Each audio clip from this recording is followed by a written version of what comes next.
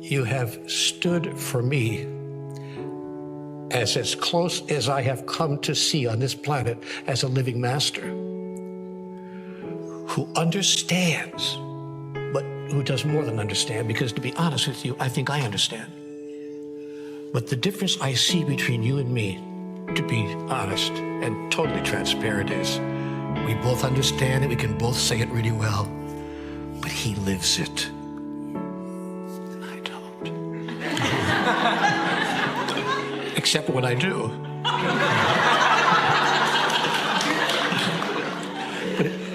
But what I notice is that I live it probably 20, who can give a number, not enough of the time. And when I'm with my beloved, with my family, in private, I somehow get into all of my, thoughts. And I forget what I'm saying right here to you, as if I didn't even say it, to the point where my loved ones look at me sometimes and say, you ought to read one of your own books. And it's well-deserved. It's well-deserved. So I've come to you for a personal counseling session on television. How do I take what I think that I am? How do I take what I've experienced? I'm going to not even say what I think I am, because it's out of thought. It's not from thought. How do I take what I experience myself to be and wash the canvas of my life with it, especially when it matters to me the most? In the end, honestly, I don't really care how it is with you. I'll never see any of you again. That's the truth. But that lady sitting over there, my wife, I see her every day, every hour. Why can't I summon this then?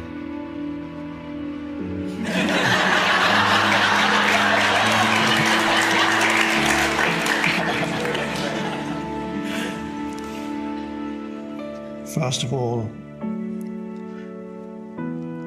in certain situations, the presence is there fully in you and comes through you, such as here. You know that. When in a so-called teaching situation or writing situation, the presence moves through you. And then there's the rest of your life. And it is sometimes there, I would assume, and sometimes not. Is that right? Or is it mostly not? I think it's more there now than it used to be, but it's still the majority of time not. And people who know me would tell you that. They'd say, you think this is a nice person, you should work for him. So all it means is your mind still takes over, and either you relinquish it voluntarily in your daily life, which requires at the minimum of awareness that this is what's happening right now. My mind has taken over. But I believe that you do have that. It comes in sometimes that you realize that your mind has taken over. And in that moment you can relinquish that and invite presence into your life. And whenever any conflict situation arises or any kind of suffering arises, irritation, anger, whatever it is, then it can be used as an alarm clock to tell you, oh, something has happened here. I sometimes say it's an alarm clock that tells you, I've lost the present moment. I'm not present in the now. So, in other words, you are trapped in your mind. So you can use any conflict situation, and the moment you notice it, you can invite presence back into your life, and so immediately the alertness comes back. It's a voluntary death. If you don't do it, you'll need more suffering, and then it'll happen. Yeah.